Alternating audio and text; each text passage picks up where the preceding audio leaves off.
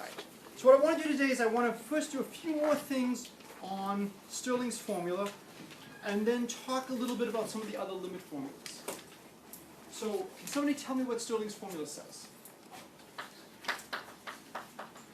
So what does Stirling say? It's for n factorial. N factorial is roughly n over e to the n Okay. times the square root of 2 pi times the square root of n. Good. Good. So this is Stirling.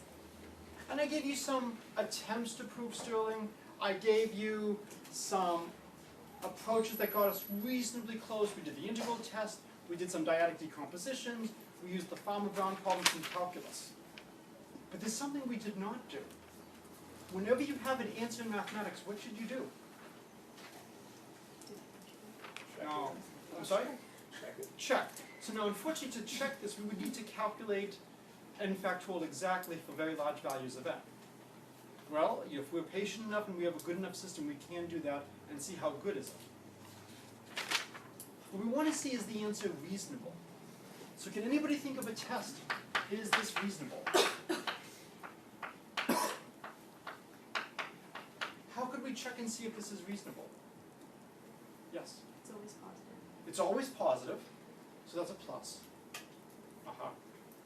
I mean, I think this is what we did in class, but you compare it to the upper and the lower bounds. Well, the upper and lower bounds are not quite close enough yet.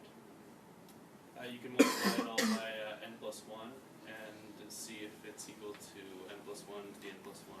Yeah, or just very similar to what you're saying is, look at n plus 1 factorial over n factorial.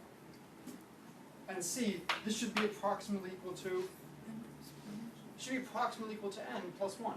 So if we look, we would get n plus 1 to the n plus 1, e to the negative n plus 1, divided by, and we'll have a square root of 2 pi n plus 1, and then down here we'll have an n to the n, e to the negative n, square root of 2 pi n. Well, when n is really large, the square root of 2 pi n plus 1 over the square root of 2 pi n, this is approximately 1. In e to the negative n and e to the negative n plus 1, this is approximately an e to the negative 1. So we get n plus 1 factorial divided by n factorial should be approximately n plus 1 to the n plus 1 e to the negative 1 over n to the n. So again, I want you to get a sense of how to attack algebra, how to look at algebra. I've got something to the n and something to the n plus 1. Let's pull out one of the n plus 1s. That's also a good thing to do because what should this ratio equal? Approximately n plus 1. So I've got an extra n plus 1. So I've got n plus 1 to the n over n to the n, e to the minus 1 times n plus 1. Right, what should I do now algebraically? Put n plus 1 over. That's the Yeah, combine them. And so if I combine them, I get 1 plus 1 over n to the n, e to the minus 1, n plus 1. And as n gets very, very large, what is 1 plus 1 over n to the n? Yeah, this is converging to e. And therefore, this is going to be approximately n plus 1. Is this a proof of Stirling's formula? No. But at least it's showing you that Stirling's formula is reasonable. We should have n plus 1 factorial over n factorial should be approximately n plus 1, and we are seeing that. So again, this is the meta moment in mathematics. This is the skill that you will really be able to use going forward beyond this class. The actual use of Stirling's formula, not as much. Okay, any questions about this? Okay, so the next part is to do some more of the limit laws. And so there's all these different types of convergence. I'm not going to get into the details of the different types of convergence. What I want to do is I want to just prove the weak law of large numbers. Am I getting the double red? I am getting the double red. All right. So do you mind being on swivel duty today? Sure. So the batteries are no longer charging. I will have to buy new batteries. Okay. So what we want to do is the weak law of large numbers.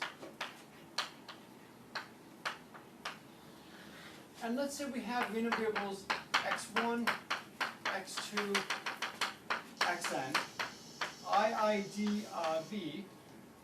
We'll assume means mu standard deviation sigma. So this means that independent, identically distributed random variables, they all have the same mean, and they all have the same standard deviation. This is a stronger assumption than is needed. You don't need to be assuming all this stuff about the standard deviation, but this allows me to simplify the proof a little bit. So we can study the mean of the sum of the x's, of the xi's. So what we'll do is we need a name for the variable. Let's call it y. So yn would be x1 plus xn divided by n. And there are several questions we could ask about this. We can ask, what is this converging to? So the central limit theorem will eventually come into play and say if we know a little bit more about the x's, this is going to converge to being normally distributed. Right now we're going to just go with something weaker. What do you think, anything you can tell me about what yn should be getting close to? What value? It should be getting close to mu, right? Each of these x's has average value mu. We're summing a huge number of them and we're dividing by n.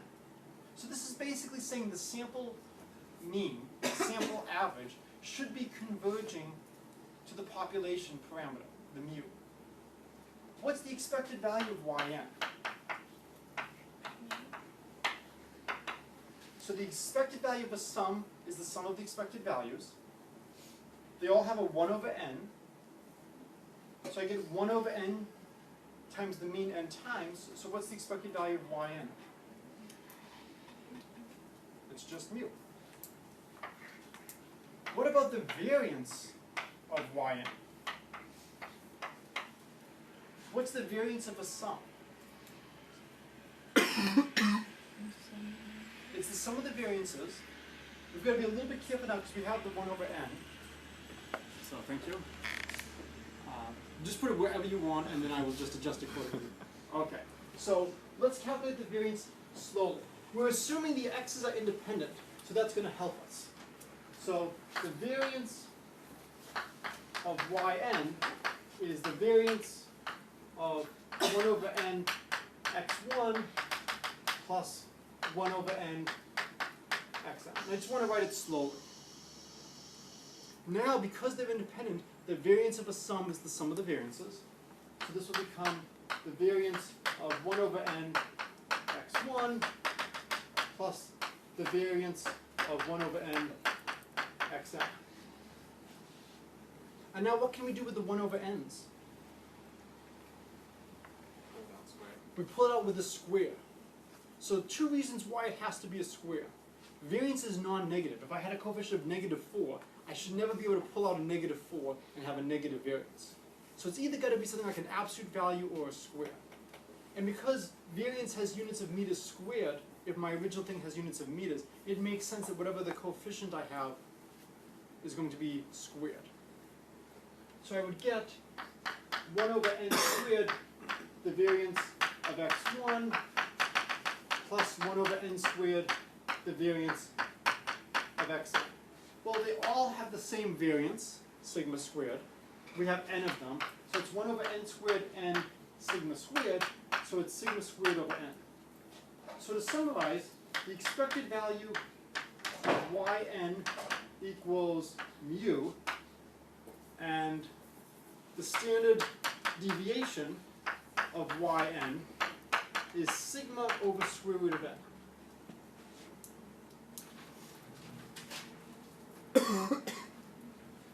So can someone tell me in words what this means as n gets really, really large?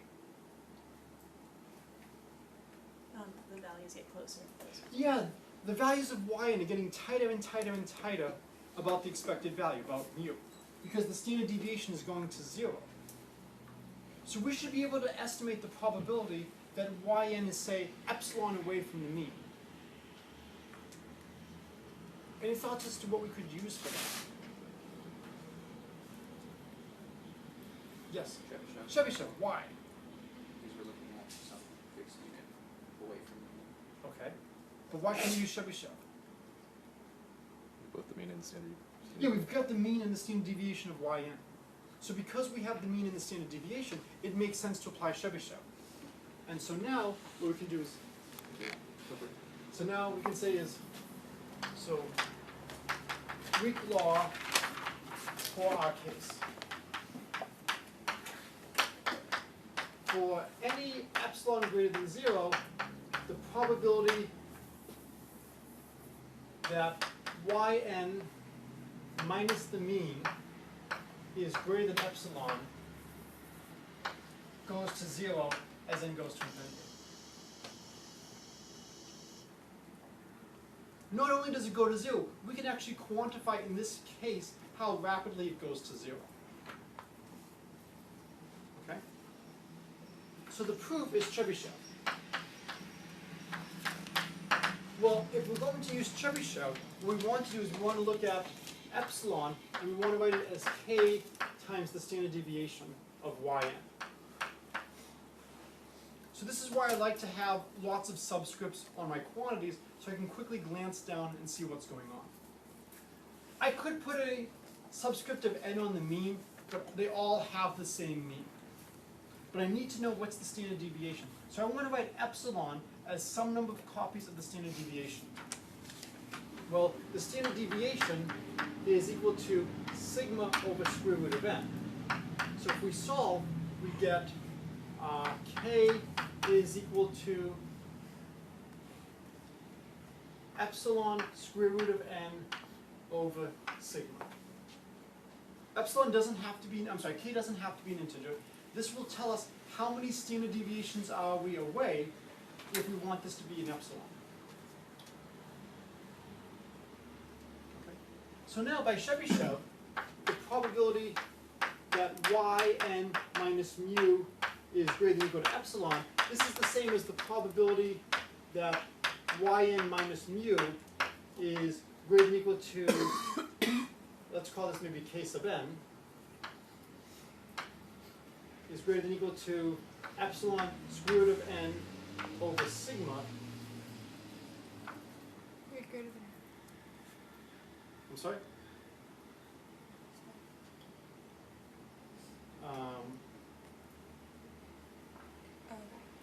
Right? Sigma yn. So I'm just trying to write it very slowly so I don't confuse myself or you. So I need to write it as yn minus its mean greater than or equal to some multiple of its standard deviation. Not the standard deviation of the x's, the standard deviation of the y's. So this is my k. So according to Chebyshev, this probability is at most 1 over k squared. So epsilon square root of n over sigma squared. Well, when you do the algebra, you bring the sigma up top, you get sigma squared over epsilon squared times n. If epsilon is really small, what can you say about an epsilon of 1 over epsilon squared? It's enormous. We're trying to show that this probability is small, and I have a 1 over epsilon squared. Is this problematic? So I'm sorry? you and Yes, we have a fight between the epsilon and the n. And n is changing, and epsilon is fixed. So, as epsilon is fixed, as n tends to infinity, goes to 0. And that completes the proof of the weak law of large numbers. So this is the very special case when we know the standard deviation. The result holds in a little bit greater generality. So if you want a probability distribution that does not have a finite variance, what should you think of? What's your go-to distribution? Cauchy. Okay? If I want to try to apply this to the Cauchy distribution, I could not use this argument. So the question becomes, is a Cauchy plus a Cauchy a Cauchy? It is possible to prove this using partial fractions and Calc 1. You don't want to do this using partial fractions and Calc 1. It's much better to do complex analysis. But you can prove directly that sums of Cauchy are Cauchy, but they become slightly different. There's a parameter, there's a whole family of Cauchy distributions. You could actually prove this directly in those cases. There's a special word we attach to the Cauchy distribution. It's what kind of distribution is it?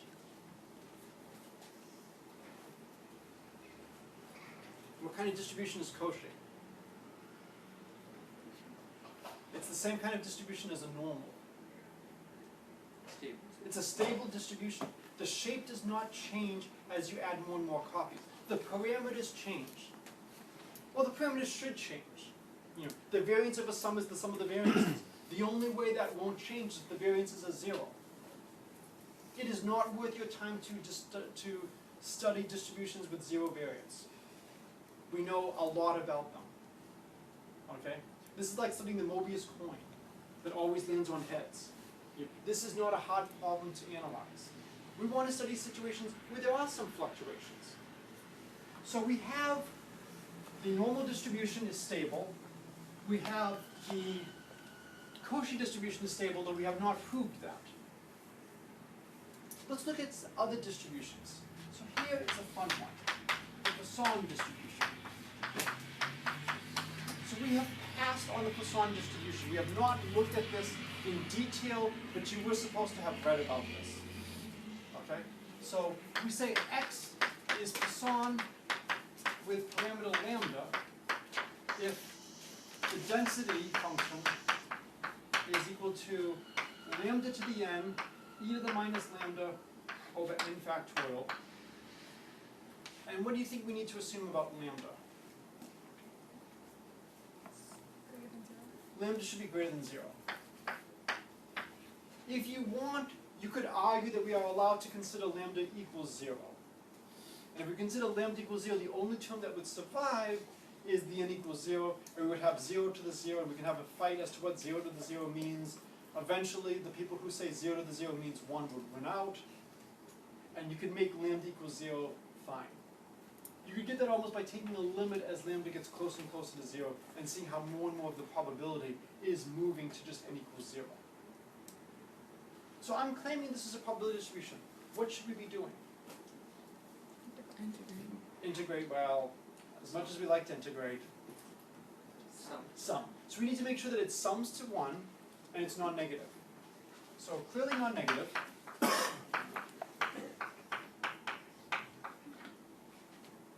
So now let's look at the sum. N goes from 0 to infinity of fx of n. So this is a sum. N goes from 0 to infinity of lambda to the n e to the minus lambda over n factorial. Well, we can pull the e to the minus lambda outside of the sum. And so this is going to be e to the minus lambda, the sum, bless you, n goes from 0 to infinity of lambda to the n over n factorial.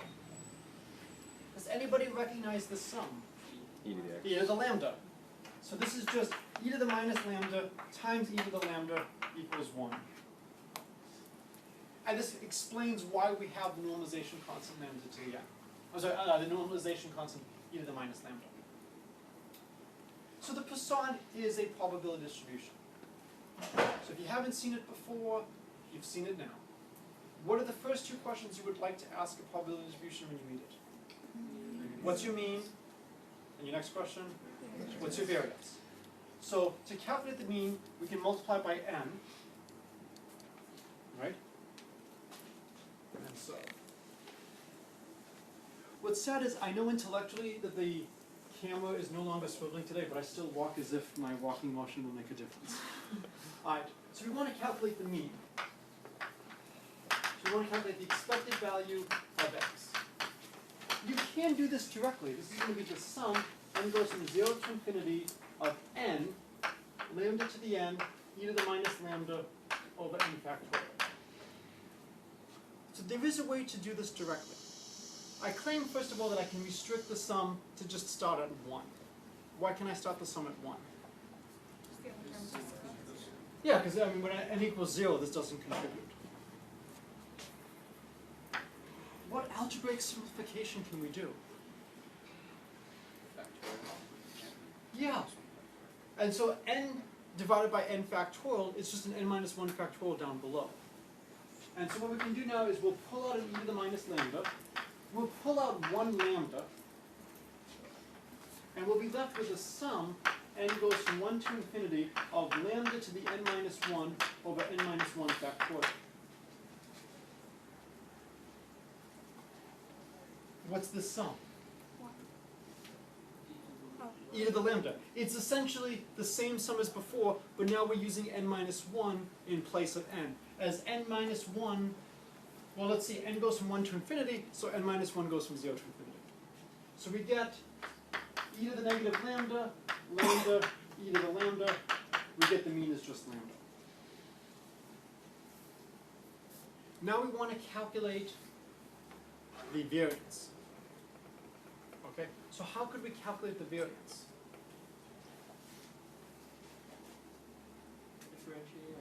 We can differentiate identities. We could also try to play this game and calculate n squared. If we were to try to do n squared, so let's say we'll try to do n squared. Okay, so we want to calculate the expected value of x squared. This would become a sum, n goes from 1 to infinity, of n squared, lambda to the n, e to the minus lambda over n factorial. This would become a sum, n goes from 1 to infinity, of n, lambda to the n, e to the minus lambda over n minus 1 factorial. I'm not going to do the calculation out in full detail. I want to give you an idea of how you might do this elementarily. Any idea how to attack this sum? Take out one more term and then do How can I take out one more term? so evaluate at one and have sum from n equals 2 to infinity.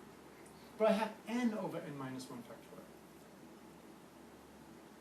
See, before when I had n over n factorial, that's the same as n minus 1 factorial downstairs.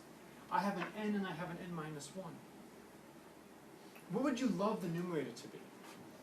N minus 1. Yeah, so let's just make it n minus 1. I mean, don't let it bother you, don't let it stop you, right? Just write it as n minus 1.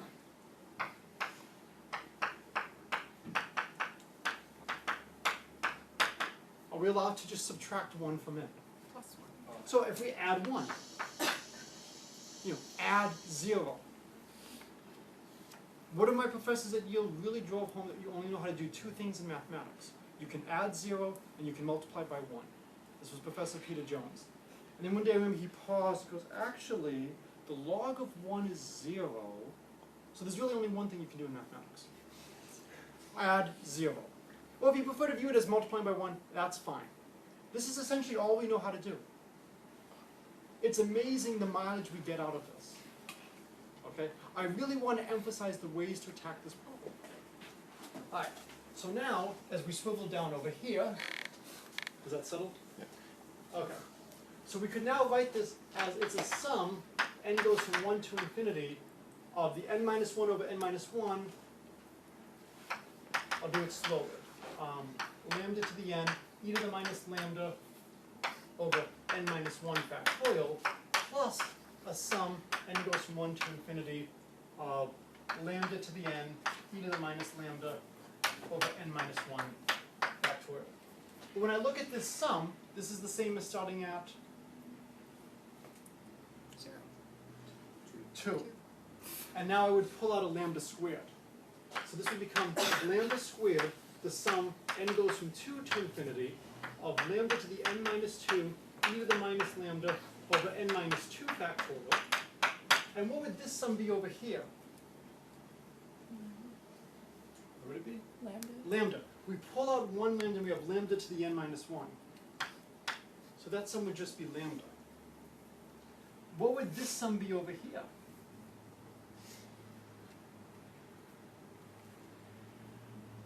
One. The sum of lambda to the n minus 2 over n minus 2 factorial, 2 to infinity, that's just going to give us e to the lambda. So we get the expected value of x squared is lambda squared plus lambda. So the variance of x is going to be the expected value of x squared minus the expected value of x squared.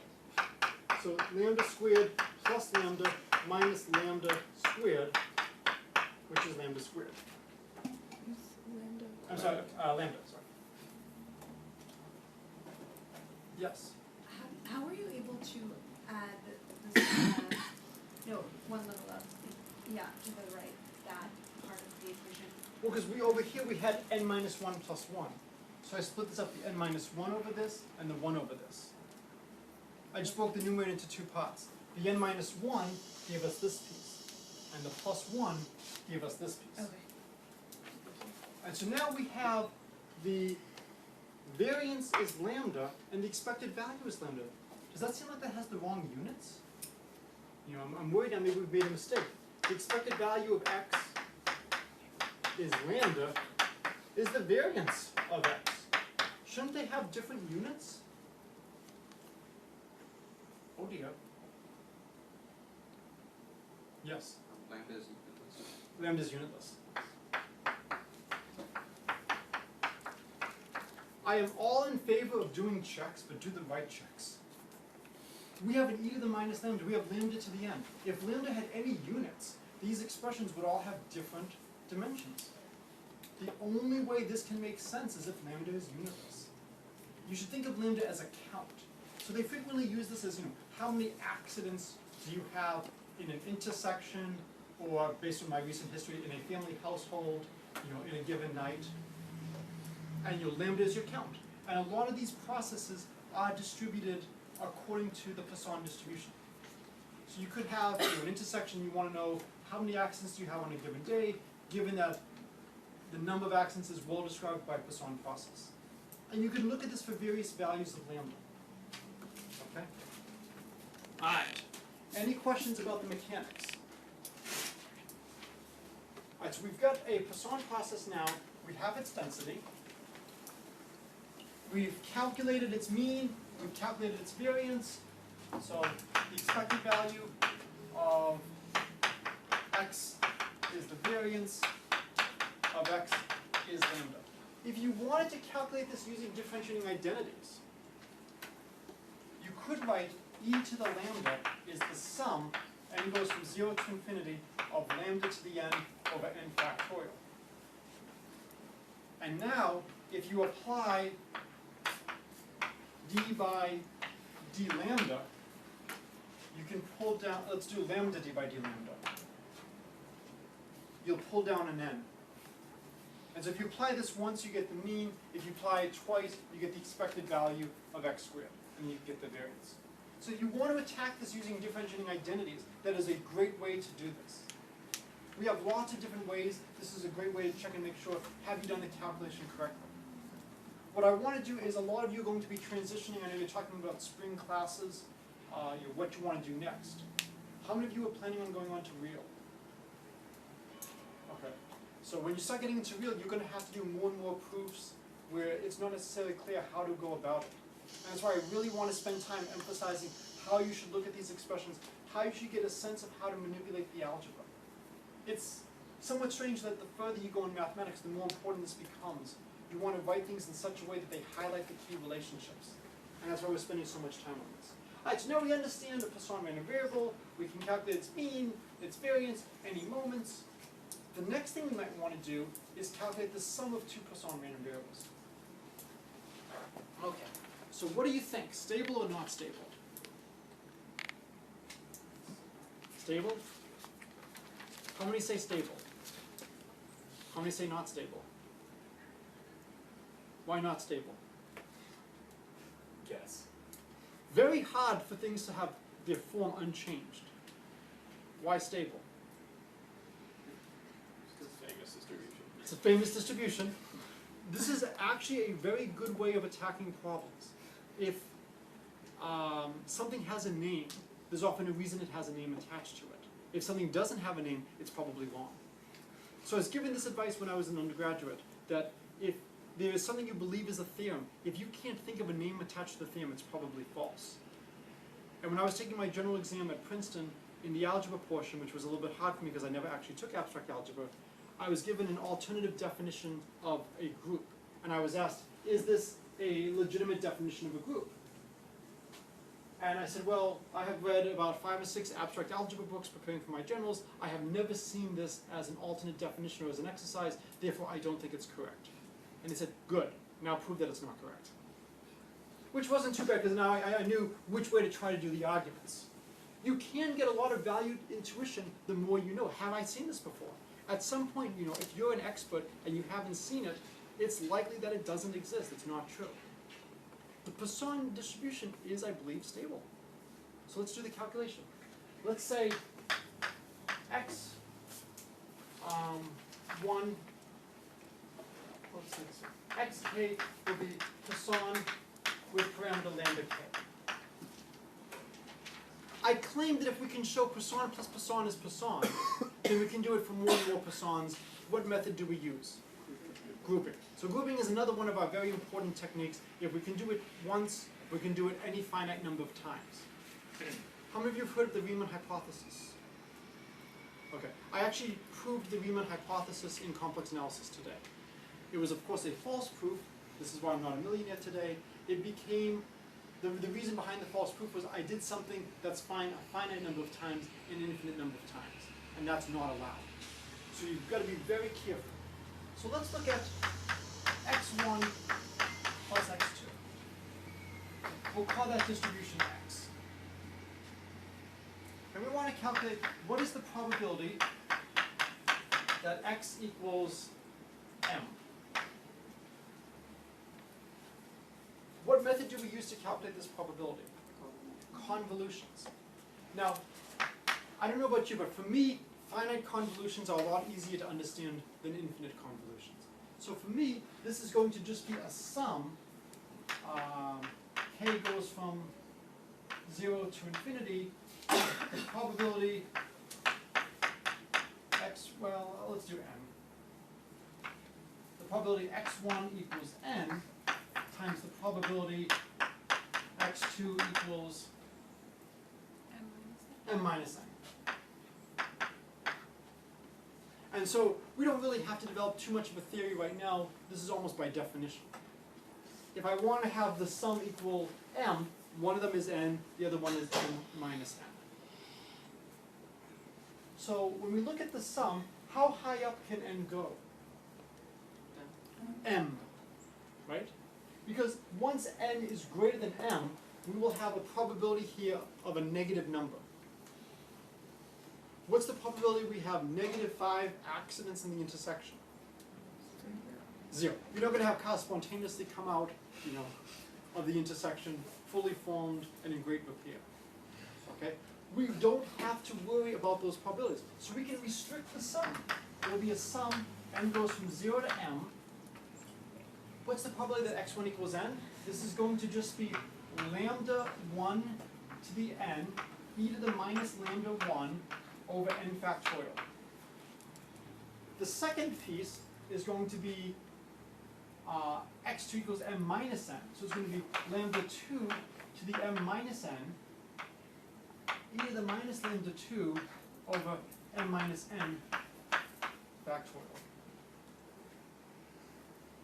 Okay, so we're going to spend some time trying to do the algebra here. What's the first thing you should think of when you see this algebra? Yes? Exponentials. I'm sorry? Combine the We can combine the exponentials, and more than just combining them, what else can we do? Pull them out. We can take them out. So this is going to be a e to the negative lambda 1 plus lambda 2. Oh, that is beginning to look like part of a Poisson. And if this sum is going to be a Poisson, what's the only Poisson it could be? What would the parameter have to be? Lambda 1 plus lambda. Lambda 1 plus lambda 2. Because the expected value of a sum is the sum of the expected values. So the mean of x1 plus x2 has to be lambda 1 plus lambda 2. So if this is a Poisson, the only Poisson it could be would have parameter lambda 1 plus lambda 2. Notice I can use this to help guide the algebra. Now we're going to have a sum, n goes from 0 to infinity. We have a n factorial and an m minus n factorial, a lambda 1 to the n, a lambda 2 to the m minus n. And I'm deliberately writing it like this. I guess I should put a numerator. Yes. Does n go from 0 to n? Oh yes, n goes from 0 to m, thank you.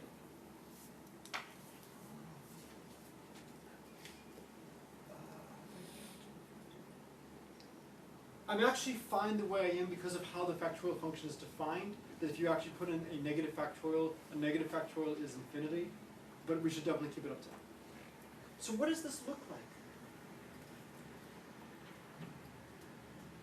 M choose n. It looks a lot like m choose n. It's not, but it looks a lot like it. We can only do one thing. Multiply by what? Multiply by 1. So how do we multiply by 1? M factorial over m factorial.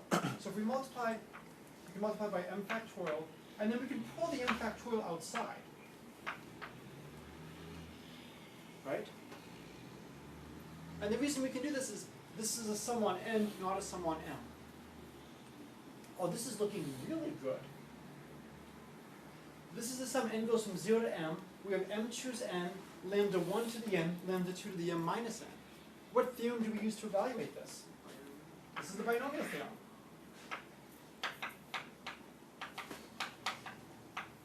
So the binomial theorem gives us that that expression is just going to be lambda 1 plus lambda 2 to the m.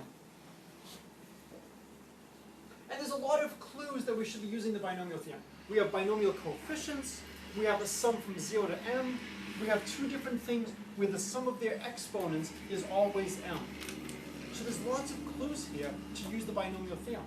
And so we get that this is equal to e to the negative lambda 1 plus lambda 2, lambda 1 plus lambda 2 to the m over m factorial.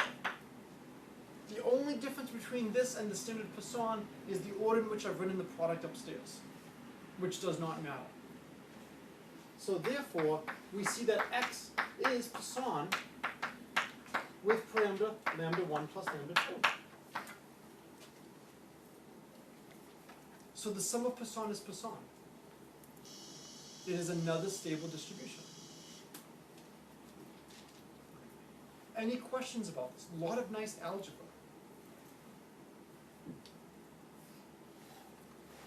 We can do a lot with this. So what does the central limit theorem say? We've mentioned it several times. This is the big thing we're leading up to in this class. What's the central limit theorem telling us?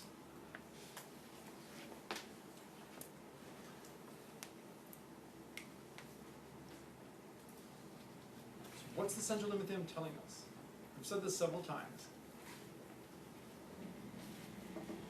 Yes? Sums of independent random variables tend to the norm. The sums of independent random variables tend to the normals, and depending on how you normalize, you can either have it normalized so it tends to normal mean 0 variance 1, or it tends to some normal where the mean is n times the mean and the variance is n times the variance. This gives us an interesting case where we can try to tackle the central limit theorem directly. Because sums of Poisson is Poisson. So we can choose a specific parameter for the Poisson. What parameter would you like to choose? What would be a really nice parameter to choose? 1. 1. So let's take each xi to be Poisson with parameter 1. x1, xn, iid, b. So independent, identically distributed random variables. Okay. So now if we look at yn is x1 plus xn, what can you tell me about that distribution?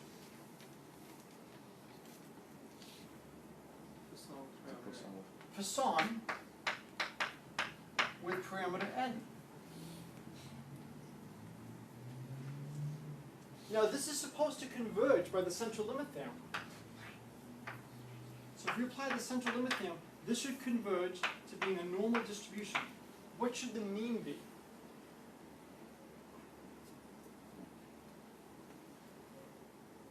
The mean should be n, right? Each one of these has mean 1, we have n of them, so the mean should be n. What's the variance of each one of these? 1, so what should the variance be?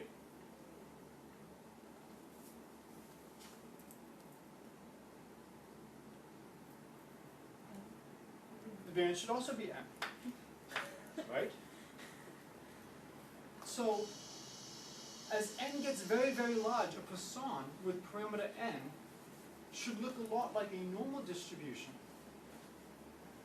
with mean n and variance n. We can try to attack this directly. So we can look at the density of the Poisson. Okay.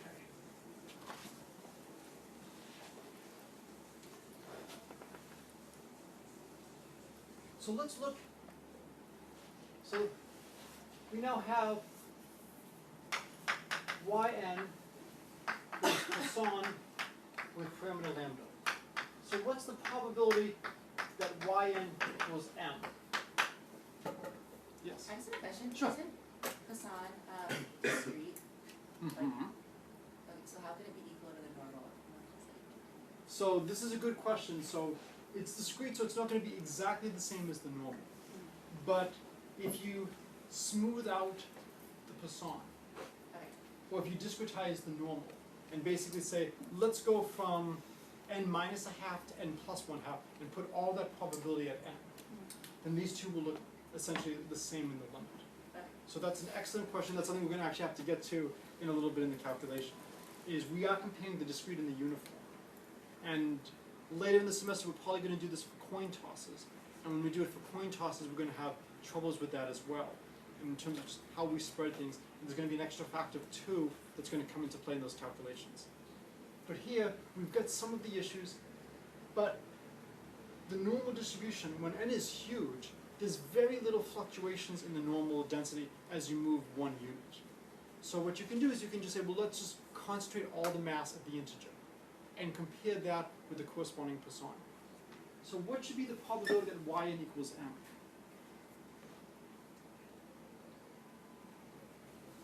What should that be?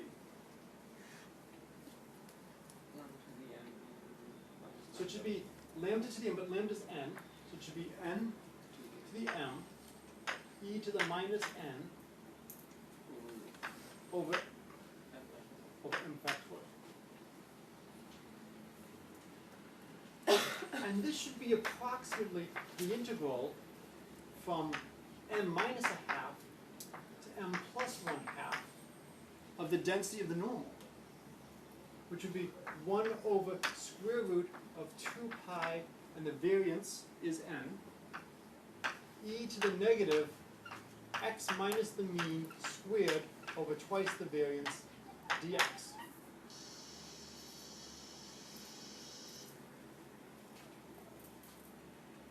Okay? Why do you use f minus a half and m plus n? So, for exactly the question you asked, is that the Poisson is discrete. And so, if I'm looking at what's going on at m, Oh, okay. and then here's m plus 1, and here's m minus 1, I'm going to break these up Yeah. in the midpoints of these intervals. And I'm going to assign all the area under the normal within half a unit of m to that value, and I'm going to do that comparison. So if m and n are really large, there shouldn't be that much fluctuation in the exponential in this very small range. And so this should be approximately equal to 1 over square root of 2 pi n e to the negative m minus n squared over 2n. Yes? Where is the n to the m e to the minus n over n vector coming from? From the definition of a Poisson random variable. Okay. Right, what's the density of a Poisson? It's lambda to the m e to the minus lambda over m factorial. Okay. And here lambda just equals n. So we would get n to the m e to the minus n over n factorial is approximately equal to this. Now this is using the central limit thing, which we haven't done yet. And again, when n is really large, does this exponential change that much over a unit of length 1? think of it as the mean value theorem. You can approximate it with any of the values in between times the length of the interval, and the error will be small.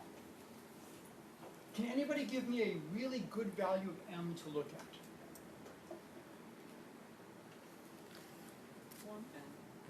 N. Right? Not 1. Why should we take m? So why should we take m to be n? Yeah, because we have a 0 up here. We love zeros. Right? If we take m equals n, what does this give us? It gives us n to the n, e to the minus n, over n factorial is approximately 1 over square root of 2 pi n times 1. If we rearrange terms a little bit, basically move the n factorial over to the other side, Stirling's formula. we get Stirling's formula. N factorial is approximately n to the n, e to the minus n, square root of 2 pi n. And if you want to do a little bit better job, do a little bit better job in the integration over here. Stirling's formula pops out of the central limit theorem applied to Poisson random variable. And if you want to get better terms, do a better job integrating. Now, doing a better job integrating is hard, but not horrendous. Because to do a better job integrating, we can do a Taylor series expansion. Is it easy to integrate the normal? But we can take its derivatives without too much trouble. So what I want you to see from all this is that a proof of Stirling is not that far beyond what we have in this class. Is by using the central limit theorem applied to a really good choice of distribution. So what's fascinating here is we're using the Poisson not because we care about the number of accidents at an intersection, but because we actually know a closed form expression for the sum of n Poissons. So this is the power of a stable distribution. Okay, we cannot do this typically. Okay, most distributions, if you keep adding them, the shape changes. Because the shape doesn't change, because we know exactly what it is, we can deduce enormous things from this. Okay, so I'm trying to just really highlight why we care about stable distributions. Okay, this is a good place to stop.